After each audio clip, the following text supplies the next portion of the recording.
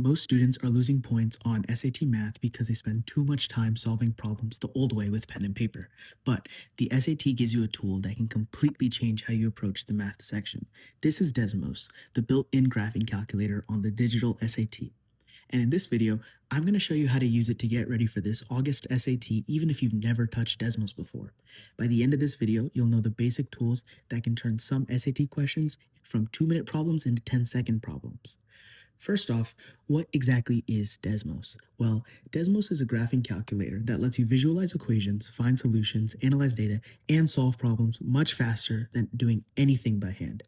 On the SAT, you don't need to use Desmos for every question. Some problems are faster manually, but whenever you see equations, graphs, systems, quadratics, data tables, any of that type of stuff, Desmos is going to be your best friend. Trust me. So the first thing we're going to do is graphing equations. So here I have the equation y equals 2x plus 3. This is the most basic thing that Desmos can do, graphing equations. When I type it in, Desmos immediately creates a graph, and I can figure out anything from this that I need for my test. I can also type in quadratics. So here I have y equals x squared. The real power comes in when you graph multiple equations. Let's say the SAT wants you to figure out where these two equations are equal to one another. Instead of making a system of equations and solving by substitution on paper, I can graph both of these equations on Desmos, and look, here I have the intersection point. This is where the two graphs intersect, and if I click on it, a little dot shows up with the coordinates, and this is the solution. This works for pretty much any system of equations on the SAT. The second trick is solving quadratics instantly. For example, I have this equation y equals x squared minus 5x plus 6. Quadratics appear constantly on the SAT. Normally, you might factor this equation with pen and paper by doing x squared minus 5x plus 6 equals 0, and then doing FOIL or doing some sort of mathematical operation to solve, but Desmos does this instantly. When I graph this equation, the x-intercepts are my solutions. That's the point where y equals 0. Here, Desmos shows us that the answers are equal to x, or x equals 2 and x equals 3. I can just click on these points and it literally tells me the coordinate points for the answers. This works for basically any quadratic equation. Here's another example. I have the equation y equals 2x squared plus 7x minus 4. Even if the quadratic is impossible to factor quickly, Desmos will still find the answers in a matter of seconds. The third trick is finding maximums and minimums. So here I have y is equal to negative x squared plus 6x plus 5. Another common SAT question asks about the minimum or maximum value of a quadratic, or it makes you use it in some sort of word problem. For example, imagine a problem asking for the highest point of a projectile based on the given quadratic.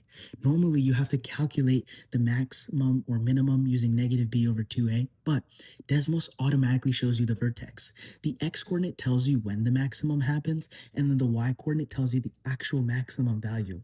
You can click on that point and Desmos automatically solves it for you. You can save minutes on word problems and use this time to second check your work. The fourth trick are regressions for data problems. So here I have a table with these x values, 1, 2, 3, and 4. And then I have the y values, 5, 8, 11, and 14. Now let's talk about these data problems. Normally the SAT will give you a data table and it asks you to find a model that best fits this. Instead of guessing the equation or finding geometric and arithmetic stuff, Desmos can calculate it all for you just with these points. So over here at the top left, we have this little line with dots going through it.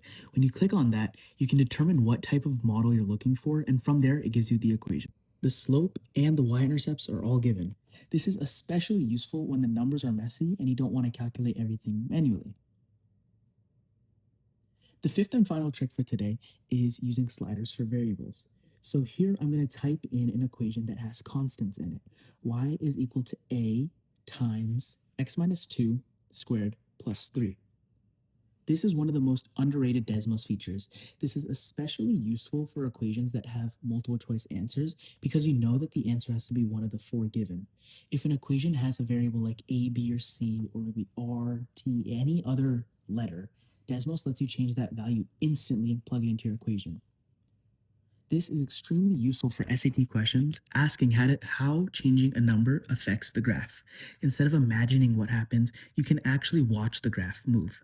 Now, there are a couple common mistakes that people make with Desmos. First, don't graph everything. Some problems can be solved in 5 seconds. Don't waste time typing it all out. Sometimes Desmos may give you an equation, but they'll also show you the graph. So you can just look on paper and figure out what the point is, or in this case, you can just look at the laptop and figure out what the values are.